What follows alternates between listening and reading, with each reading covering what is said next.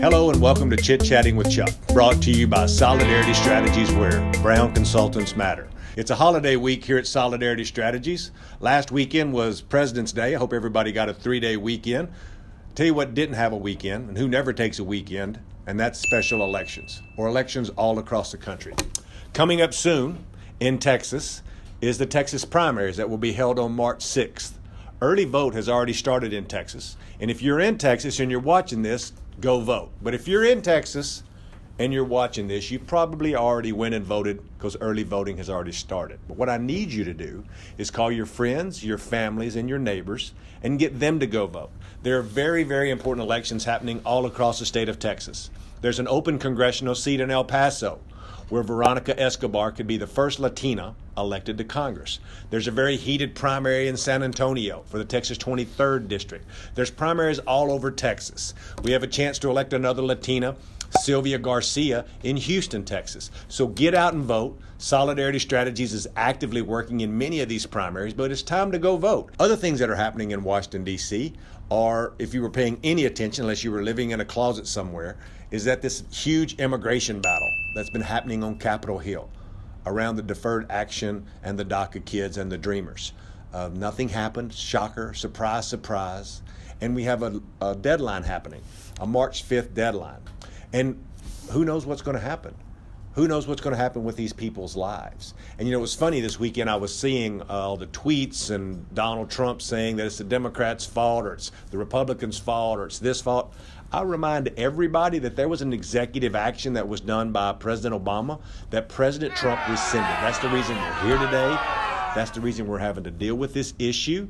And it's the reason that these lives of these young people are in peril. And let's be clear. Let's talk about who these people are. There's 800,000 dreamers that are registered with the federal government.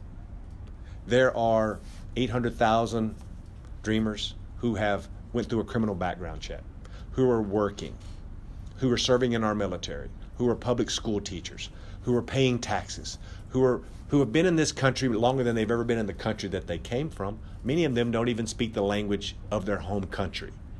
This is something that 80% of Americans agree on. This should be something that should be easy for us to fix and something that should be easily done. These kids have played by the rules. They came here with their parents. They've went to our schools. We've educated them. Heck, we have dreamers working here at Solidarity Strategies. They're some of the most hardworking people that you know. And they go to school with and are friends with U.S. Latino kids that are here every day who are registered and eligible to vote. Every month, 60,000 Latinos turn 18.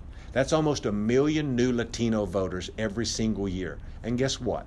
Their friends and their neighbors, their family, their cousins are dreamers. And they won't forget about this come the November election. And they'll remember that Donald Trump is the reason for the rescinding of this executive action and putting all of these young people's lives in peril or in limbo. Something interesting could happen this week. At some point this week, we don't know what day, the Supreme Court could be deciding whether they want to take up the issue and kind of settle it once and for all. There's been lower courts all over the country who've come out with rulings saying that we should be taking care of these kids. So it'll be interesting to watch your press and to keep going. Here at Solidarity Strategies, we're working with lots of different organizations to make sure that Latinos' voices are heard, to make sure that the messages is delivered in a culturally competent way, and make sure that we're lifting up the true voices. You know, this week, you probably saw the Latina who had been speaking out in the gun violence in Florida.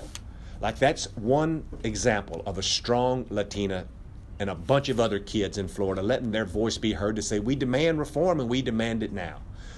Thanks for watching this week, and make sure you follow us on social media. I want you to stay engaged. I want you to stay with us all through this year, and we're going to have a great time giving this president absolute hell. Take care.